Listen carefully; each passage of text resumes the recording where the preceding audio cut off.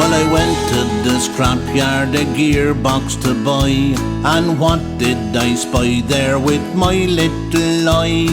I recognised it the minute I saw it, the first little car that I ever bought.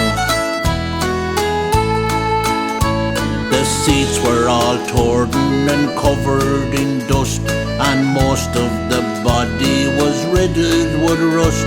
But the memories came back in my mind when I thought of the first little car that I ever bought. When Nancy and